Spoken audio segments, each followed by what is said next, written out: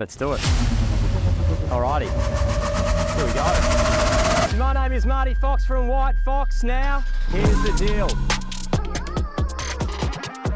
So welcome to another episode of With the Fox. Marty Fox is here, and we're joined by a man who's no stranger to the, well, I want to say the news front, the journalism world, Tom Steinfort. It's great to have you with us. An incredible career so far, and I feel like you're only at the start of the next phase of your career. For those who don't know, currently the face of Channel 9 News here in Melbourne every single night. The anchorman. So actually, just starting on that point, is it funny for you? Because you would have grown up, same as me, we're similar age.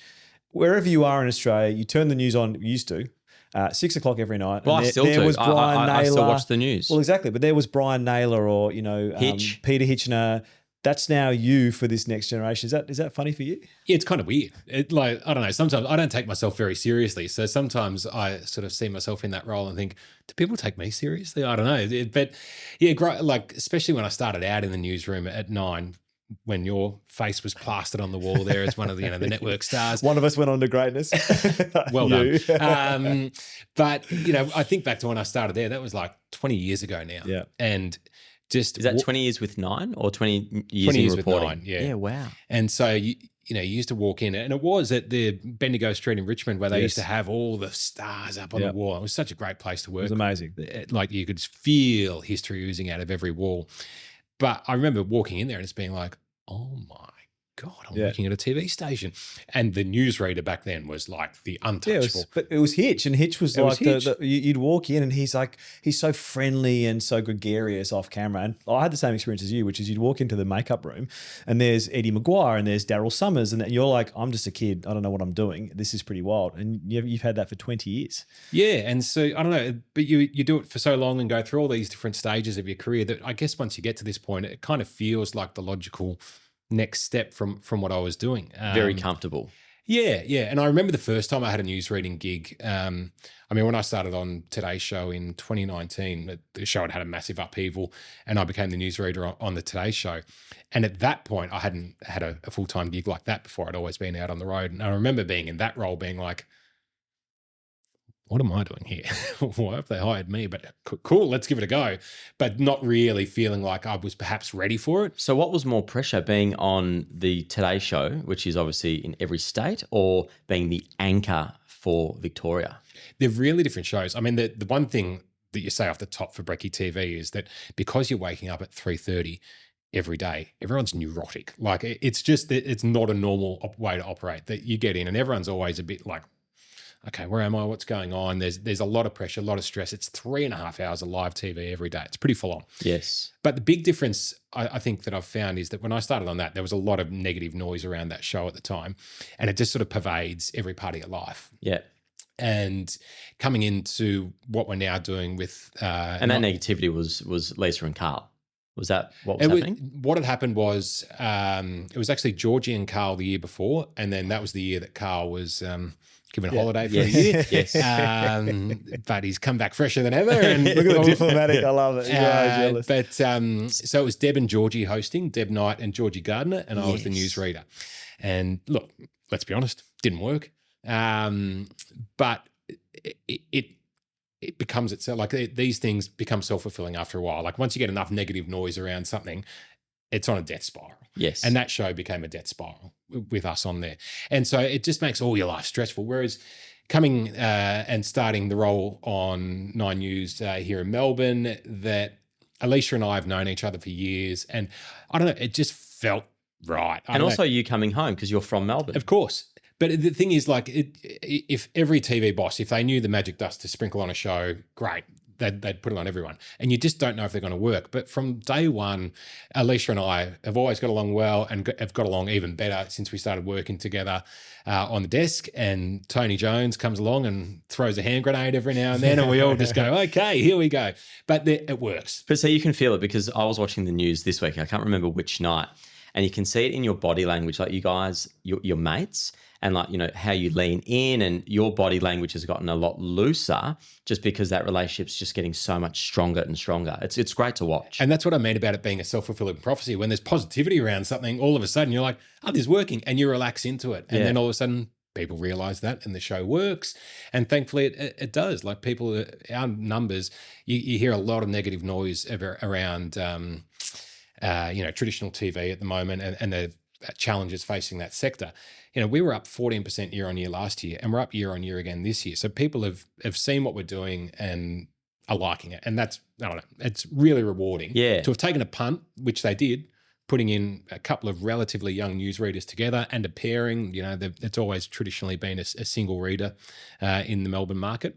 And yeah, they took a punt. We didn't know what was going to happen. It might have blown up, but it worked. It's funny though, isn't it? It's working. Let's not say it's worked, but it is at working. the moment it's working. It really is. You're a jovial person. You've got a good sense of humor and you're lighthearted. So for all intents and purposes, the Today Show works for you because you can be a newsreader and also have that personality. However, as you said, the challenges of the early mornings. Tell us about news reading in Melbourne, because in a way, and I've chatted to a lot of newsreaders over the journey about this, you have to find that happy medium of delivering bad news, because let's be honest, the bulk of it is negative in a way that still feels like, hey, it's going to be okay. Is that fair? What's the training? Tell us about how you have to do that to still convey, because you're talking about deaths, murders, interest rates, all the stuff that kind of hit pretty heavy. Yeah, like is it constant training or is it you developing? Yeah, I've never been. No one's ever sat down and said, hello, welcome to news reading class. Here's the rule book. Just study that. We'll test you at the end and off you go. Everyone has their own style. You kind of pointed it out before. I'm probably a lot more relaxed, bordering on too relaxed for that kind of role. Like it is supposed to be pretty serious. As Shura said, it's pretty heavy content, a lot of it.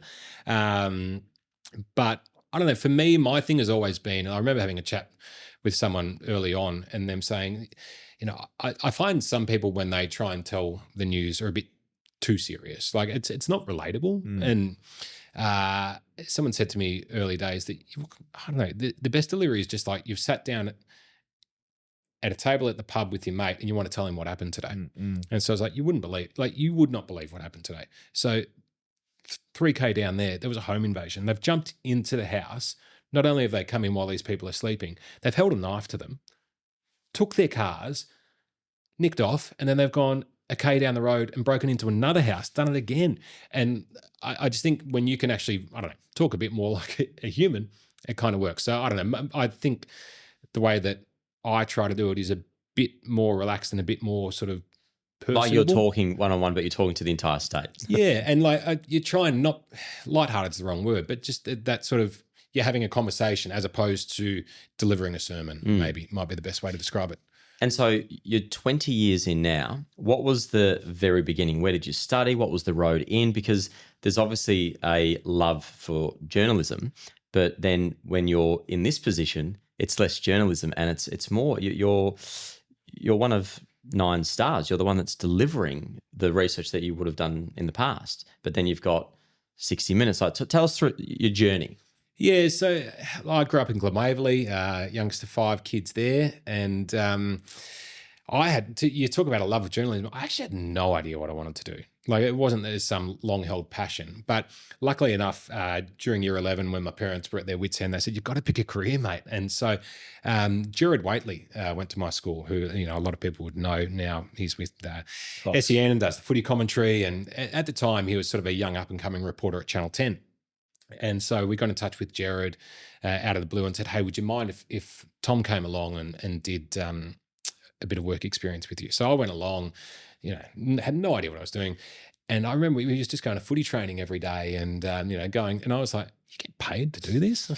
Well, sounds pretty good to me. Go and watch a footy each day. So, all of a sudden I thought, oh, this could work.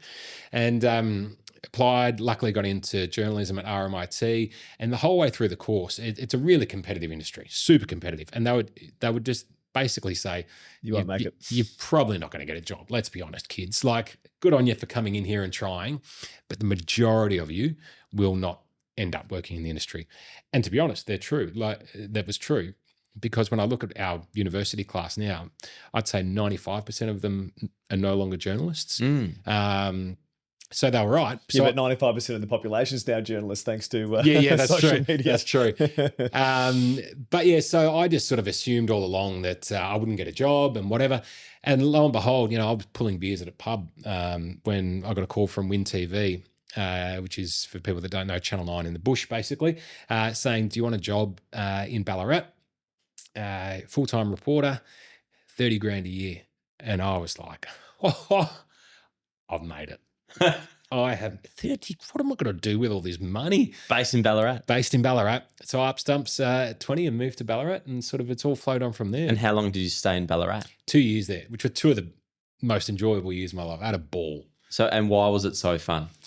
Well, two fronts. One, they throw you in the deep end there. Like, it's just, You're doing everything. you do 3 stories a day. Just go, I don't know. And there's not a lot of oversight. Like, it's just like, go out there and get all your mistakes out of your system, son. And we're talking like the local roadworks of, stop traffic and sheep a cow. crotching in the Wimmera. Like, I remember doing a story on that once and having to like Google, well, shit, what's sheep crotching? Oh, crikey, okay. Oh, that's interesting. But yeah, all sorts of stuff, regional issues, which is good because you actually get to learn the ropes of, you know, calling up Joe Blow out of the blue and being like, hey. So you find the story, you write the story, you deliver the story. You find the story, you call up people and say, do you want to have a chat about this? Yeah, sure, whatever. Bowl up to, Warrnambool or Hamilton or wherever it may be, interview someone, come back, write it up, cut it up and put it to air. And then a lot of the time, are you shooting it or you've got your camera crew? At that stage, there was still a bit of money in regional TV, so we all had a cameraman, which was good. I think these days, a lot of it is sort of video journalist produced, so they've got to shoot it as well, which is another layer of, skills they can learn. Yeah. But yeah, so it was great out there because they throw you in the deep end. And the other thing was I was 20. Like, it was just fun. Like, everything's fun at 20. I'd turn up there and joined a footy club because... What was it like going to the pub? Being the reporter? The journo. Yeah, being the journo. Yeah. Do you know, I remember funny about that time in my life was I was so young that Sunday was what I called shaving day. So I would shave once a week.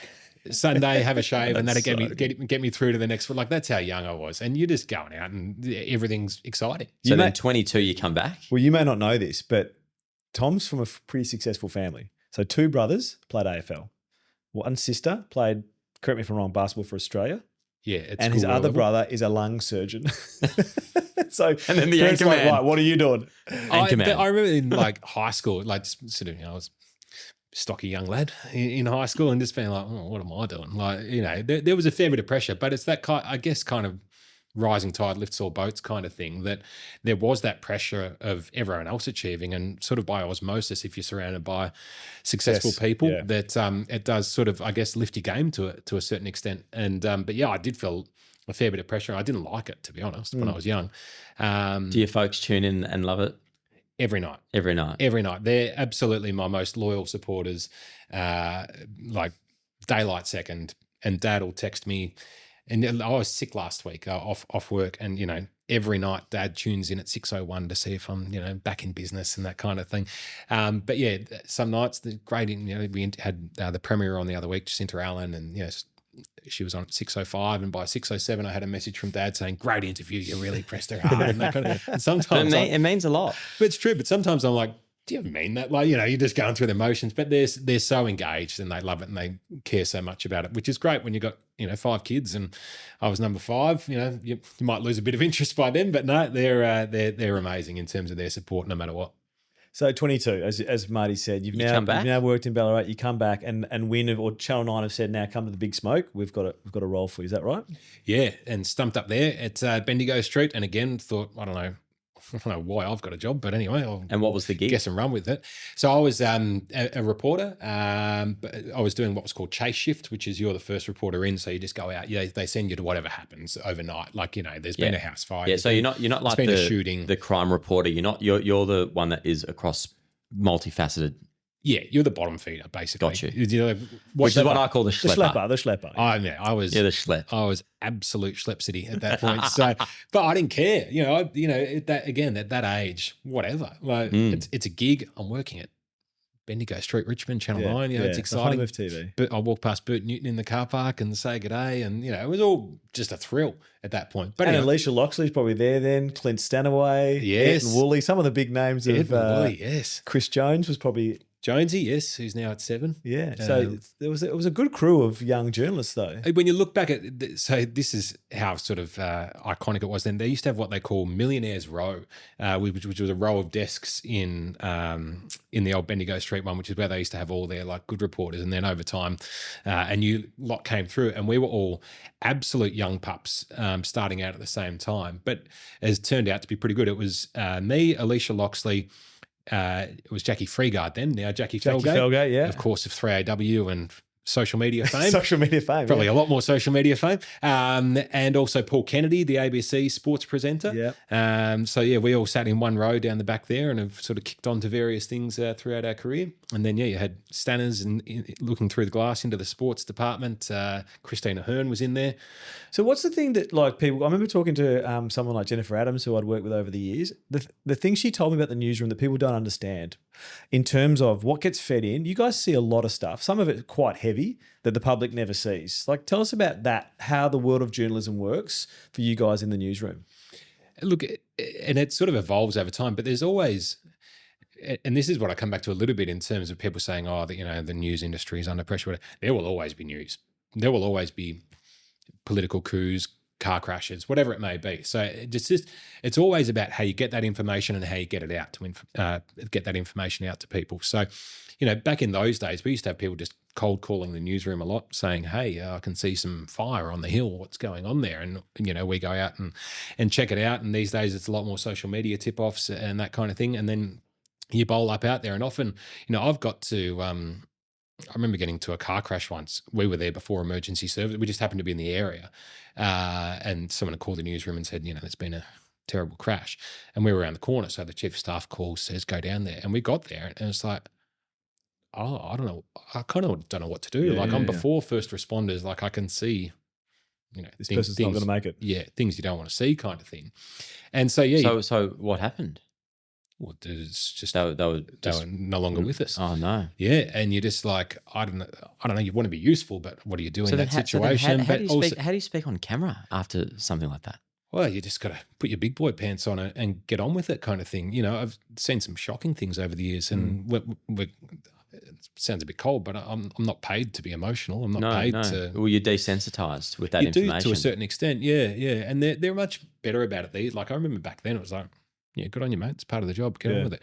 And these days they are a lot better. That they work has a lot of services of employee support services and that kind of thing to help people with counselling who've been to horrific bushfires or terrible crime scenes or whatever it may be. So they're obviously as with all businesses that have evolved and become a lot more sensitive to that stuff. And some of those deeper, more they're harsher stories. That's what underpins a lot of the 60 Minutes stories. They're big, big, big stories. When did you first get onto 60 Minutes and what's that been like? Yeah, so 60 Minutes sort of came about in a funny way that I was working, I think I was in the newsroom in Sydney at the time, and I had sent the most random request. I was bored at work one day, and every now and then, it's probably like you guys chasing, leads and that kind of stuff of people that want to sell a house. But for us, it was, every now and then you just send out 50 emails to, I don't know, President Obama's office and stuff being like, would you sell? You're prospecting. Yeah, seriously. But it's just like being like, would they be like, oh, this cute little Aussie, oh yeah, we'll give him an interview kind of thing. And like, of course it's not going to happen. But sometimes it does. And like I've had a couple of instances in my career like this where I emailed the North Korean government being like, hey guys, hope all's well up there. Do you remember where you were when you sent the email? Yeah, I was just in the office in Sydney. And this was like in... And you thought, I'm just going to email the North Korean government? Yep. Yeah. Which is like, tell a rational person that and they're like, you're an idiot. Anyway, did it. And this was like 2012, I reckon. Anyway, 2014, out of the blue, I get an email saying, hey, Tom, North Korean government here. Did you want to pop in?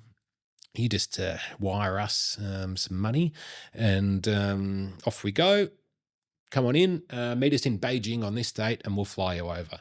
And I was, I thought it's like one of those emails from a Nigerian prince asking for $100 million or something. And how old were you at the time?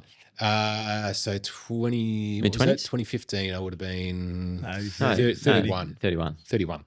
And I was just like, yeah, pull the other one, good on you. And then I was like, I'll write back anyway. Get on the phone, start having chats with them. I was like, they're fair income. And so I just went and told my boss, and I was like, hey, bit left field. Should we go shoot a story in North Korea? And they were like, again, good on you, mate. What were they asking out of curiosity, money-wise? Are you allowed to say? Not insignificant amount. Yeah, okay. We entered into some negotiations. Tried to talk that In down the local currency or in euros, Okay. funnily enough. There you go. Euros? Yeah. So we had to withdraw euros and turn up there with euros in cash. And they wanted cash. Yeah, wanted cash because it's illegal to transfer money to anyone in North Korea. So we could have been arrested. They wouldn't have. Their money would have been cut off. They wouldn't have been able to access it. And are you allowed to do these interviews, or how does that work? Well, yeah. And was the interview in North Korea? Yeah, so we spent a week in North Korea. I remember watching that story. That was really cool. It was so weird. So tell us. Anyway, this is how I ended up in 60 Minutes. I told my news boss, and he was like, "It's quite a big effort for a news story." I feel like there's more to it. So and what was your position with Nine at the time? I was just a run-of-the-mill news reporter in Sydney. Wow. So this is like a junior agent listing a Turak thumper. Yeah. Precisely, Correct. exactly. And so I had to call up the boss of 60 Minutes and be like, hey, do you want to shoot a story in North Korea? And again, they were like, And to not take What the do you want story about? off you and give it to someone else. yeah, really delicate How balance. did you protect that? Might have told a couple of white lies. They've said Yeah. it's only me that can go. Sorry. They want me. They want Tom. They've requested Tom Steinfort. They said we need Tommy. So I just told them that I've got the offer to go into North Korea if they want me to shoot the story for them. And so it happened. We spent a week in North Korea, probably the weirdest week of my life. And it's every part of it. It's like the Truman Show, but meets Squid Game or something like that. How brainwashed are these people? It's a real balance of brainwashed and just purely living in fear. Because there are some that, have drunk the Kool-Aid and whatever, but there are heaps that you can see, you can tell looking in their eyes that they're like, Scared to say anything. go the leader, but they know that they're only doing that because they won't be around much longer if they don't play and do the these game. people, are they out playing, soccer in the fields? Are they, what are they doing? Are they at restaurants? Are they having fun? Are they having beers? What are they doing? There's so many. So we get taken on a guided tour for a week. And so you land in Pyongyang, and each day they've got 3 or 4 things on the itinerary, and they'll take you here, there, and everywhere.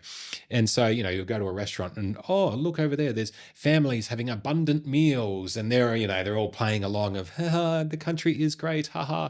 And It's curated to So everything's that's curated. what I mean by the Truman Show, that it's just like, it's all a facade. You can tell, because then you drive from there to the next place and you just see these like destitute people sitting around all in grey clothing.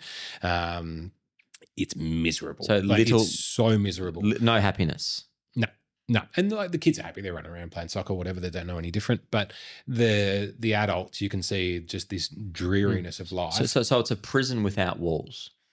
Prison, yeah, but they've got walls. They'll be shot if they try and leave the country. And some of them get out. And it's interesting. We spoke to a few people that escaped who lived in South Korea, and they then could tell you the truth. And the really sad thing talking to them is that they say they've come out to raise the alarm to the world about how messed up it is in North Korea and the horrible things that are being done by that regime. And part of them coming out and telling us that, and you say, okay, so what about your family? And they're like, they've probably been killed. Yeah. Because they escaped. They It's fled. like a cult. It's like someone leaving a cult, isn't it? Like Absolutely. something, It is a cult. And these people that you've interviewed about escaping, how have they escaped? Literally ran the border. It's the only way. Oh, it's the only way. You just Only got way out. to You've go got for to it. find a point of weakness in the border and do a runner. And on the South Korean side, they're great. Like they actually try and help anyone that gets out. And there's full blown charities there that are set up to support people who have escaped from the north because they know how bad it is up there. But yeah, imagine the guilt of deciding I've got to do this in the hope that for future generations I can raise the alarm, but in the process maybe my family will get killed. Like what an awful decision to have to make in your life. So what did this story do for you? What was the sort of, was it like, right, you're on 60 Minutes, well done. And it's a great question because in all business, when you get a win, you have to know how to leverage that win to then prosper. And what's even more disappointing is when you get the win and you do nothing with it.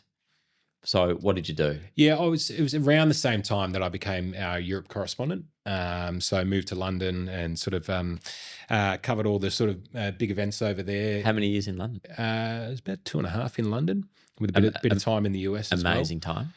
Incredible. And with your wife or as a single man? No, single. So met my wife just after I got back from Europe. But yeah, it was just, and probably best to be single over there because it's such a while. Like I think I went to 40 countries in the time that I was in Europe. And you're banned from a few, aren't you?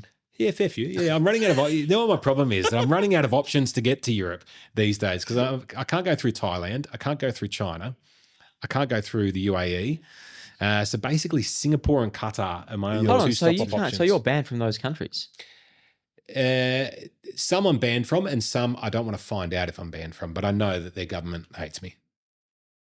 Is that a journalist's path? Is that common for Oh, is that you? Is that you? Is that sensible ones we don't don't want really Tommy. take that path. It's so funny because people find you obviously through TV so conservative, but you're so not conservative.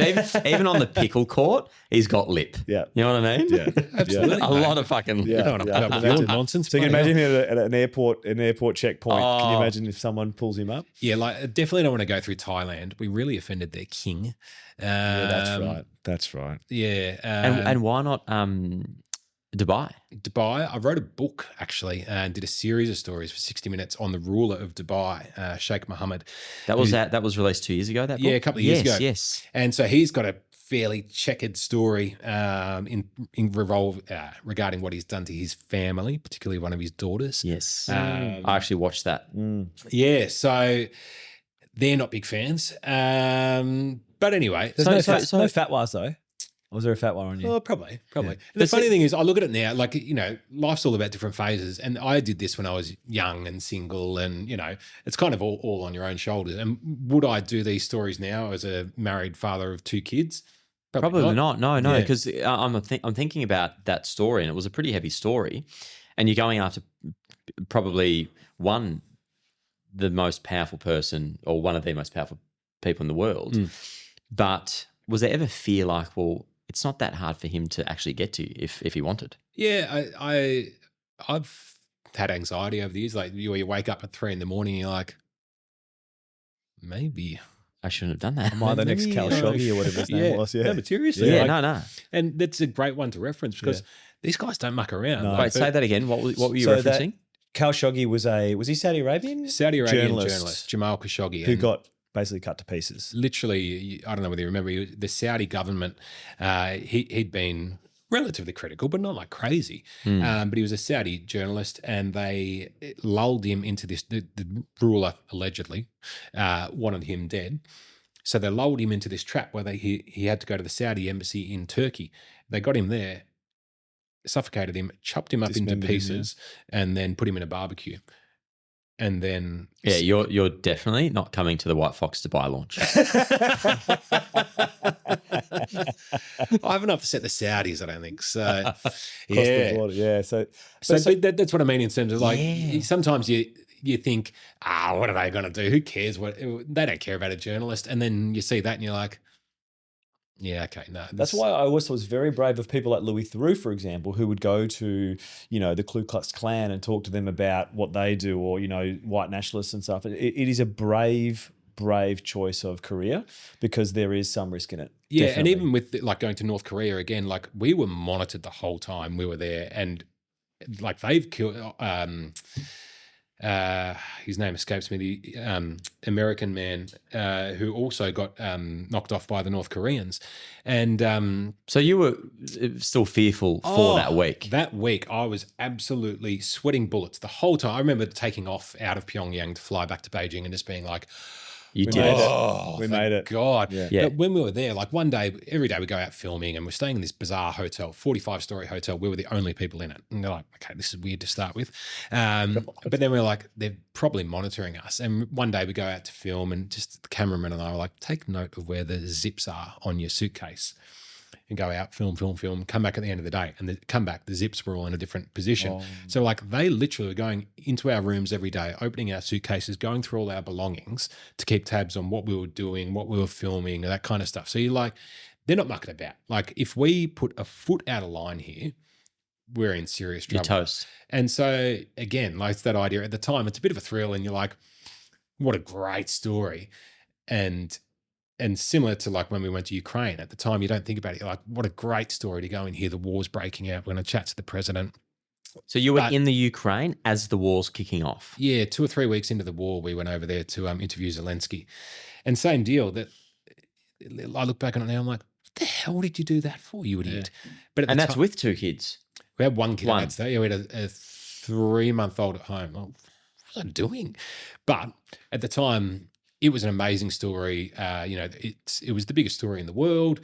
And it was also an important story. Like, it's not just the idea of like, oh, what a great story for me. Like, it is actually a huge story to bring to Australian audiences, to sit down and get perspective from President Zelensky about why this matters and why Australia should support the Ukraine. How did you feel from, meeting Zelensky, interviewing him, to then a couple of weeks ago watching him with Trump, and your experiences with the whole situation? I was sickened, to be honest. Like, he, of all the people to pick a fight with in the world, why would you hang him out to dry?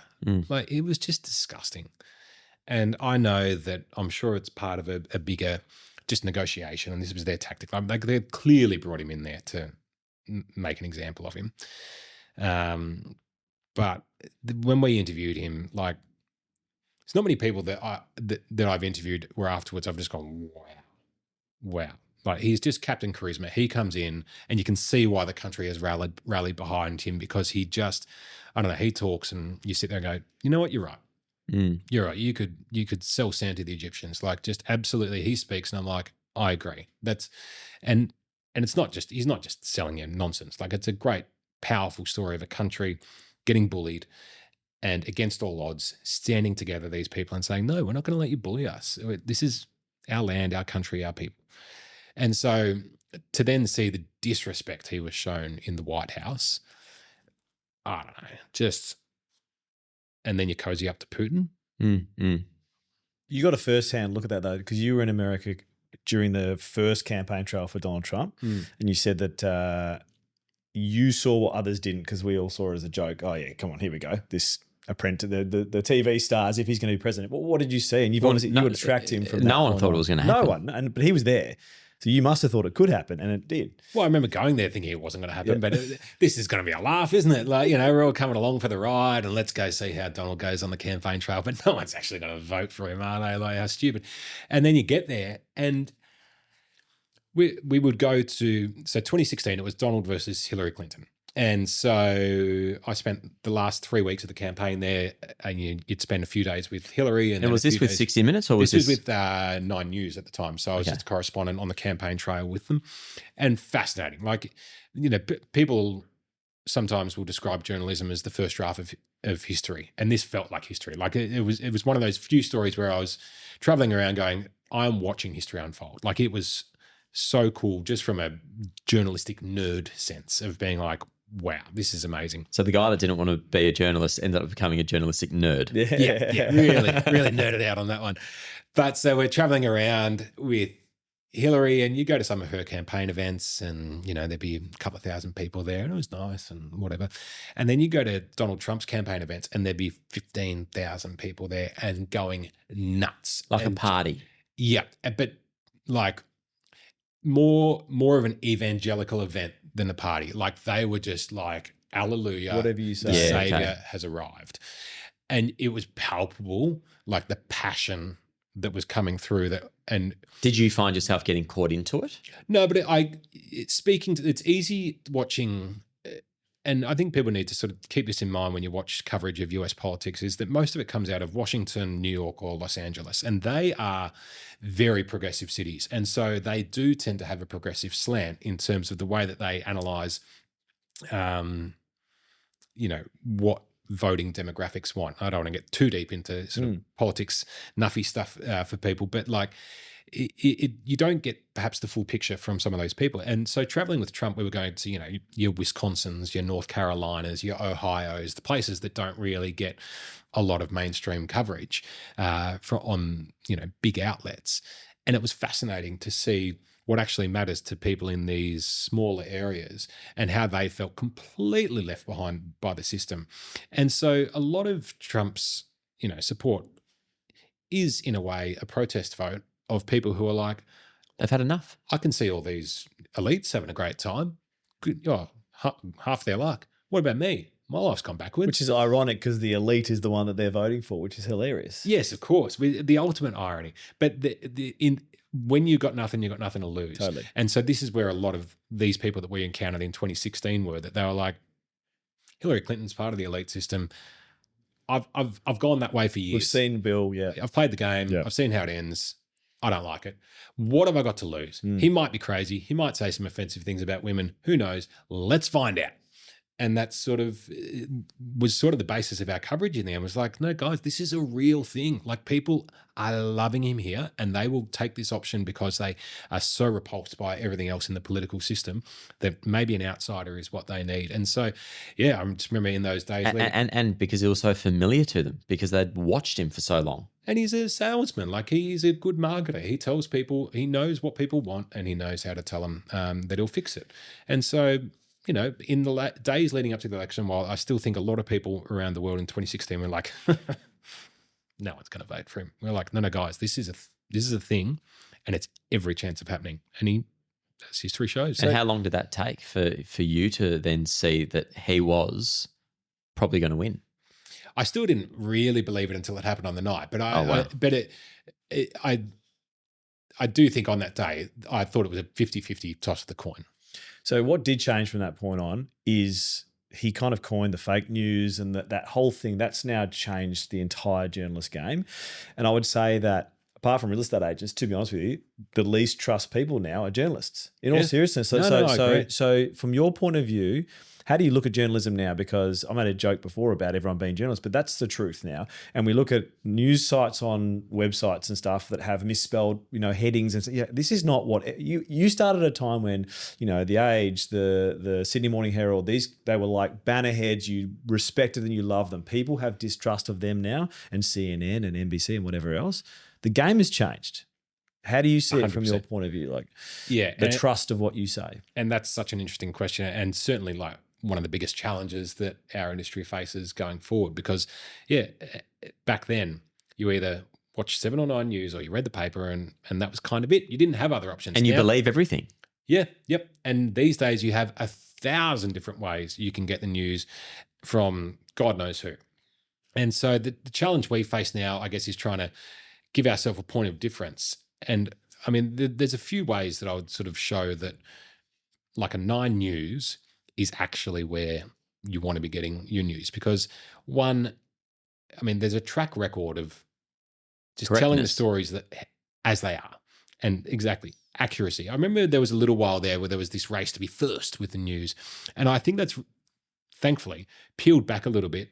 And now the focus is on get it right. We'll get it right. Yeah. You better be right than first. Yeah. So we'll try to be first, of course, but it's more important to be right than to be first.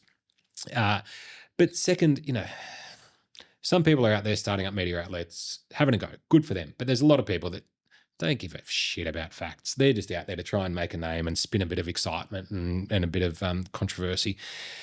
If I look at like the 9 newsroom on any given day, like there'd be 60, 80 people working there. Like it's not, you might see Alicia and I on the desk and Tony and Lavinia and then, some reporters in the field, and it's a massive operation of people at all different levels, from producers, editors, the bosses, admin, chiefs of staff, whatever. It is not just some fly-by-night operation. There are so many layers of people working to make sure we get all the information, cross-check it, that kind of thing. Like you can't sustain a newsroom that big without getting it right. Well, what's fascinating is that they actually turn around that work within 24 hours or less. Because it's hopefully less, otherwise I'm out of a job. But that amount of people, that amount of information, that amount of filming, cutting, editing, delivery, that's around the clock. It totally is, and this is why it costs a hell of a lot of money to run a newsroom like that as well. So it's a serious commitment. If 9 wanted to do it on the cheap and say, it's all right, we'll just have like a few people out on the road and save some money, you're not going to get the quality of journalism and reporting. So I think the fact that they've committed so much resources shows they're actually serious about doing this properly, which I would suggest that a lot of those random YouTube, Twitter accounts not really that committed to accuracy and doing it properly.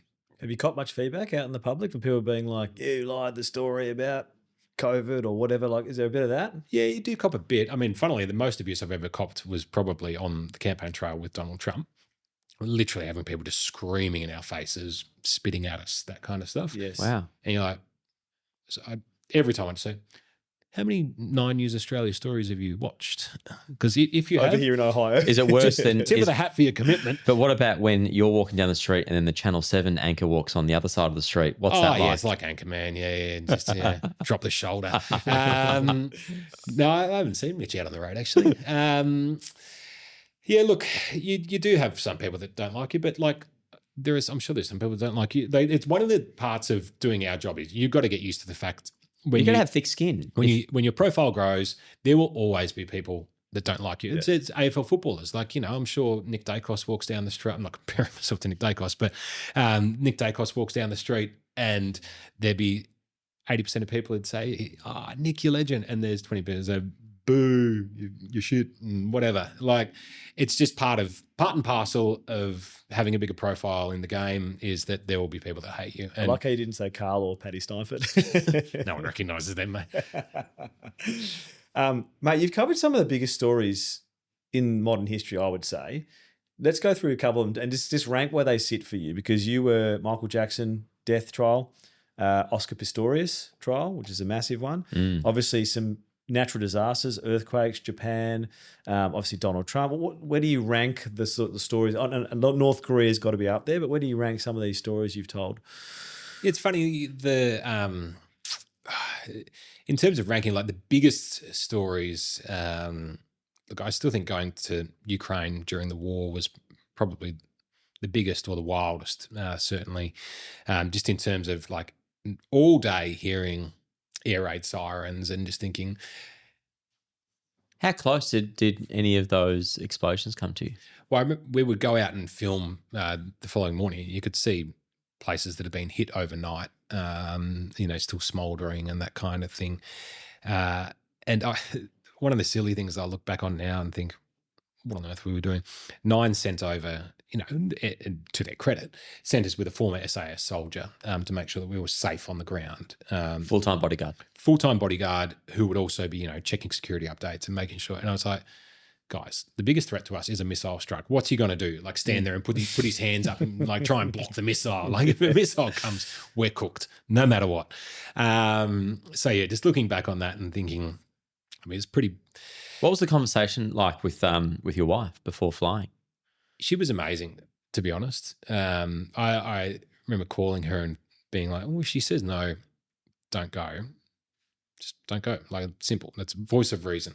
But she was like, "Oh, of course you got to go. Of course you got to go." So that was really, if she said don't go, I don't think I would have gone. I just think I would have been racked with guilt going over there in the face of that. So yeah, thankfully she was really supportive, and I think she was just appreciative that I turned up afterwards. Yeah, so that was pretty crazy. I mean, some of the ones that I look back on, again, the most, I guess the scariest is some of the earthquakes that we've covered. Like a lot of natural disasters, floods that we've covered, bushfires. Which earthquake? Did a couple. Fukushima? Fukushima in Japan. You remember the big meltdown there. We got there we flew overnight after it happened. And a couple of days later, we were in Tokyo and there was a 7.4 earthquake aftershock. And I remember we were on like we were staying at quite a nice hotel, and we were up on the 50th floor or something. And I just remember hearing this rumble and being like, the hell is that noise? And then clicking, oh my God, it's an aftershock. And thankfully the buildings there are built for earthquakes, but you're still 50 stories up. Yeah. And it was like sitting on top of a palm tree. We were just swaying side to side. Oh, you're joking. And I was just like, I have never felt more helpless. Because what are you going to do? Hide in the doorway? So, like, and did you SAS card again? Yeah. Did you exactly. genuinely think, shit, these things could topple over? Totally. And you're just like, there is nothing I can do. I'm just going to sit here and just started rocking more and more. And then the glasses start sliding off the table and smashing. How long did that last? 30 seconds, I reckon. There was another one probably a worse one in Italy again for an earthquake, and we went there, and the night after there was an aftershock, and it was in this really old town. It was a lot of like old, mud brick buildings and beautiful, picturesque Italian town, but you wouldn't exactly say it was the sturdiest buildings. Yeah, and so we were in the hotel, and it was about 2 a.m. Again, you hear this; it's the eeriest feeling because bushfires, you know where they're coming from. Floods, you know where the water's lifting. Earthquakes, you got no idea when it's coming. There's not a lot you can do. And you hear this rumble. It woke me up at 2 a.m. lying in bed, and I heard it. And you're asleep, so it takes a minute to process. And you're like, "What is that noise? What's going?" Oh God, aftershock. And then again, feel the building start to shake. I could hear glasses smashing, and then I started hearing buildings collapsing outside. And it's 2 or 3 doors down, and these other and it's dark. Yeah, and like, oh God, I know what that noise is. The building just collapsed. And thinking of like, when does this give way? And again, what are you going to do? You can't. So did you run outside or? What did I do? No, I just lay there. Because I was on like Isn't the bathtub? You meant to be getting the bathtub. I just in my head, I did the math of like, I'm on the 3rd floor. I'm not going to make it downstairs in time. And if the building goes down, the bathtub ain't going to save me. So I just lay there and sort of swung for a bit and was like, is my number up? It's so weird. You've had 2 like moments in your life where you're just sitting there just waiting. Yeah. Am I about to die? And then the rumbling stops. And you're like, oh, and I text the cameraman. I was like, did you feel that? And he's like, what the fuck was that? He was like, oh God. So two last big questions on journalism and stories. The first one is on, as I said, you were at Oscar Pistorius trial, at Michael Jackson trial. With these big high profile trials, what is it that we don't understand or don't know about how they're run and what the access you're allowed to these stories? Yeah, it varies so much country to country. And what I will say is that Australia is by far the worst in terms of access to courts. Really? The amount of court stories. Suppression and... Totally. The amount of court stories that are going on in Melbourne right now that we can't tell you about. Really? Wow. Don't want to lead too many conspiracy theories astray. The main one is that they feel in Victoria that it could damage someone's reputation irreparably if they're found not guilty of the charges, which I understand to an extent, but where there's smoke, there's fire. Wow. Yes, but also if you're found not guilty, then clearly you're not guilty. One of the greatest examples of that have to be Underbelly. Do you remember this? We were living in Melbourne and Betty King was the judge and she wouldn't let anyone in Victoria know the names, but Underbelly, the show, was being shown. So if you had to get DVDs delivered from Sydney to people in Melbourne so we could watch Underbelly because the people in Underbelly were from Victoria. And I remember having like a roster where we were handing around the Underbelly DVD. Episode 1. Gangitano. The naughty DVDs come from Sydney. Yeah. So Victoria is by far the strictest jurisdiction getting around in terms of, I got to be honest, covering up what's going on. I think open justice should be a pillar of a good court system. And unfortunately in Victoria, the powers that be see it very differently. So thankfully in South Africa, for instance, we shouldn't be led by, what goes on in South Africa, but unfortunately they do it a lot better than us. But yeah, it's a very open system there where we used to be able to sit in court. I'd sit a metre away from Oscar Pistorius as he was... he's just been released. Yes, he has. And fascinating case. And everyone has an opinion on it. It wasn't clear cut, but it sort of was. I mean, do you really think he thought it was an intruder? Yep. I actually do. Yeah, you do. Yep. I genuinely, and it sounds a bit like Melbourne again. When you're in an environment where home invasions are so common, naturally you are more predisposed to be paranoid that is what's happening in your house. Now, do I think he wanted to kill the home intruder? Yes. So whether he thought he was killing a home invader or his girlfriend, in some respects, is kind of irrelevant. He wanted to murder someone that was in his house. Because it was through the door. Through the door. He was shooting someone through the door. With no legs on. With no legs on. As he said, yes, that's down, right. He was down. Yes, that's correct. And they paint, they talk through the fact that he felt hyper vulnerable because of the fact that he didn't have his legs on at the time. Yeah, so that was really interesting. But again, you're so close. And actually, I just think it's important that the public gets to know exactly what's going on in these cases, because if you only give them a certain part of a story, then they're not getting the full facts. And I think people are smart enough. I've got faith in society that people can make enough of an educated decision when given all the facts. And people make bad decisions when they're not given all the facts. That's why I think, if you lay it all out, and this way, even when you're approaching someone about a story and they don't want to answer questions, to me, always that's a red flag. You're like, well, what are you hiding? So I always just think sunlight's the best disinfectant. Put it all out there and people can make their own decisions. The second question was, how prepared are you in the newsroom for the big breaking story? Because you consider like the big ones in our lifetime, let's be honest, the World Trade Center, when that happened, newsreaders all over the world had to be on. Some of them for like 18 hours, I'd imagine, just sitting there telling the story. Have you done any of those sort of breaking stories like that, big ones? And are you prepared for it? Is it just like it could happen and just be ready? Yeah, there's two kinds of those big breaking stories, I guess. Ones that you kind of know might happen or will come, and ones that are completely out of the blue.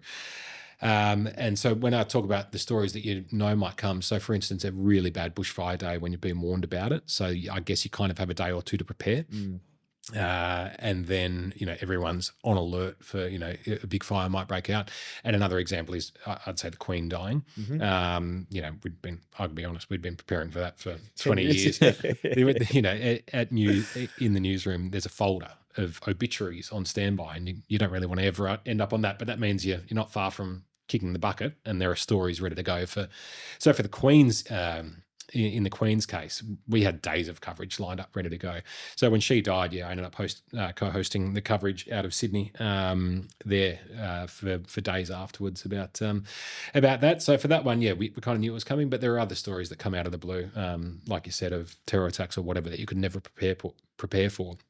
But in a sense, it is kind of a little bit like muscle memory. Like once you've done a couple of big breaking stories, you do get used to, okay, places, everyone, let's go. Pizzas will be delivered to the newsroom. Tell your family you'll be home tomorrow, and let's all knuckle down. And it's, it's kind of what you alluded to earlier, that most of the big stories are bad stories. And I'd say... Were you working, Tinny, during the siege at Lynn? Yes. Yeah. Yep. That was another example of, sort of non-stop overnight coverage. Well, I was in Sydney, and it was just, it was constant. Yes.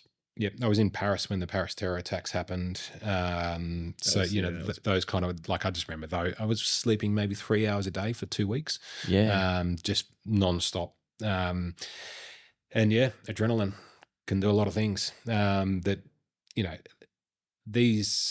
often horrible stories, but it is kind of what you sign up to the job for, is when the big one breaks that you want to be there and actually help people understand, okay, this is what has happened. This is perhaps why it's happened.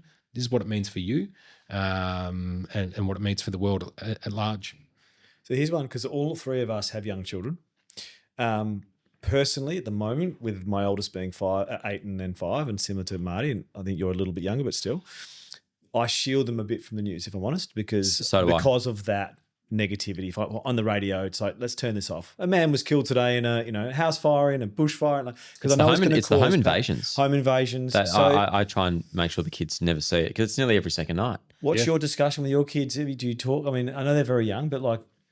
Yeah, my girls are 3 and 1. Yeah. And it's a funny one, because they actually ask my wife every night to watch Dad on, for them, it's kind of, isn't everyone's Dad on TV? Like, it's much easier for mine to watch The Block. It's a little some of those blow-ups, mate. Actually. The bullying. That's pretty bad. Yeah. Often, and thankfully it's around dinner time, so my wife can sort of stall them a bit, and then they'll usually tune in about 6:30, I reckon, when things get a bit light and fluffy and sport comes on and weather and what time do you walk in the door? Normally just after 7:30, I reckon. That's pretty good. Yeah, so we sort of record some evening updates after the news, and then I'll try and scoot out as quick as possible. Our youngest will, my wife will put her down, but our oldest won't go to sleep until I come home. So I come home and put her to bed every night, and it's like, it is the best. It really, honestly, like when I was at 60 Minutes and I used to go overseas, our oldest at the time was maybe 1, and I'd come back from 2 weeks overseas, walk in the front door and like kneel down waiting for her to run up and be like, Dad. But she was 1, she didn't give a shit. So yeah, you're home. Did you go? I didn't even know you went. And you're like, oh, cool, thanks, mate. Whereas now, every night when I get home, the pounding up the hallway is just like, your heart. Yeah, very full cup. Yep, totally. So if we're watching it at 6, when did you film? Is it like Live, what, mate. what's Live, baby. I don't know, but in terms of like what's the delay? Are we talking about a 30-second delay, 15-second, like, or is it's full live? I think it's literally live. I think by the time it bounces around a couple of satellites and stuff, we have a off-air feed up in the far corner that I can see. I reckon it's maybe 4 seconds behind when we're talking. So there's no option for them to edit anything that comes out of your mouth. Not to give anyone any ideas, but yeah, if someone barged in there, we'd have to cut to black. Yeah. Well, this is why, like, if an it's auto cue goes like- down or something like that, that's a big Yeah. deal. I'll tell you, the pressure on a nightly basis is there. Yeah, mate. If you want to know it's live TV, just watch our stuff up enough. Don't worry about that. But you know what? In all seriousness, I did live TV, which was kids TV. So again, it was like you can't swear or do anything wrong. It's kids, right? There's something funny about when that red light goes on, whether it's radio or TV or whatnot. You just switch to a different person. You're just on.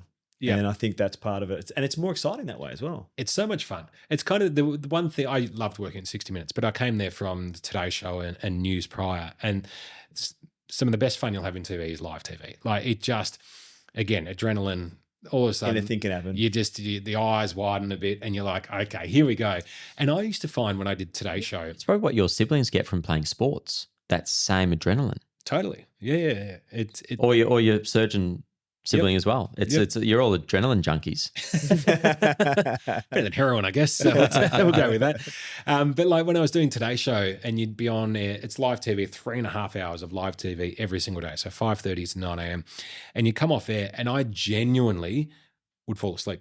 We would have a 9:15 editorial meeting and I'd get in there and often I'd be coming down off the adrenaline so much that they'd be talking and I'd fall asleep because it's such a high and then you crash. So how has Carl been able to do that for 20 years? Carl's a beast. Like he is one of a kind. It's incredible. And he is on. Like it just and straddles that line so perfectly about what you're talking about before, where you want to be taken seriously, you want to convey the big political story or whatever's going on, and then being able to just so smoothly. Is he one of the best talents you've ever come into contact with? The best. In terms of that ability to segue into then being the jester. I still haven't had a chance to sit down and have a chat to my Serbian brother. I can't wait to meet him properly. We've got to. Haven't met him properly. Haven't met him. Not properly and sat and had a chat or a coffee. It's always been quickly in passing. I'll have to just send him a photo of this couch and say, mate, they're waiting You're for next. you. Yeah, please. Correct. We'll send him a selfie. That'd be great. He's amazing. And as I said, just that ability and to do it day after day after day after 20 years of beast and come up and just turn up with the same energy every day and have that sort of vibe of, has he had 2 schooners before he's come on here? Like just that relaxed bit of fun. And I remember being in first year uni, living in New Zealand, missing Melbourne and watching Carl every morning, just dreaming about, I can't wait to get back to Australia, and just watching the Kiwis on the news. I couldn't watch Kiwi news, and then watching Carl. I was the only guy that was in my flat that was always watching the Australian news, never the Kiwi news, because of Carl. Yeah. Like he literally, I woke up with today. Well, he's had such a good career because he's popular, because people love him. Yeah, no, but he was just, because he was young. He became, I think, the host of Today when he was like 30. He was super young when he started out. Yeah. Yeah, so he was had his just trajectory from there. He got sent to the LA bureau for 9, and within 6 months they pulled him back and made him Today Show host. And I remember when he started, everyone was 2 fronts. One, they were like, who's this bloke? And second, after a few months, they hated him. He copped so much bad coverage when he started. They called him the robot, and because people don't give new talent a time to settle in. They just expect them to, be seamless from the start. And these jobs, it takes a bit of time to get used to, but like he's just so good at it now, so good, and so supportive of a lot of young people coming through as well, which doesn't. Well, I'll hold you to try and get him on here. If he doesn't come, it's your fault. All right, last question before we go. What's the story you either wanted to tell and couldn't, or that was never able to get to? Is there something that you wish you were able to tell, or you had and you weren't allowed to? Ooh. Have you ever been blocked by the news where they've said, "Sorry, Tommy, you can't tell that story"? It's too juicy. A couple of stories about you, I think. Nine publicity with at the Grant, time. with said, Grant Hackett at the Logies. Yeah. Keep that under Never wraps. happened. I actually can't think of any. No, probably not. No, probably not. But mate, it's an incredible career. Let's be honest. Like you've told some of the biggest stories of the last, couple of decades. You've been there. You've risked your life in all seriousness, and now you're in our lounge room every night. Like it's pretty awesome. And to be honest with you, it's the sort of job now you could have that for 20 years. You could be doing this, what you're doing right now. I think for you will. Next couple of decades. And it's a bloody pleasure to call you a mate. It's really cool. No, thanks for having us, guys. And yeah, it's weird listening to, when you go back over it all, you're like, oh, wow. Done a bit. I've done a bit, It's haven't pretty, I? it's pretty big. And, thinking back to that kid that started out when you were at 9 and just thinking, wow, if someone told me this was all going to happen, I'm like, nah, no way. Like it's been a great ride. Take that, Carl. Take that, Paddy. The Steinfort boys who played AFL. Your brother's now more famous than you. No, Paddy's done very well. I'm sure they've all done great things. Either way, mate, we really appreciate you coming on and good luck with the future on Channel 9. Thank you, gents. Great to see you. Thank you. Thanks, Tommy.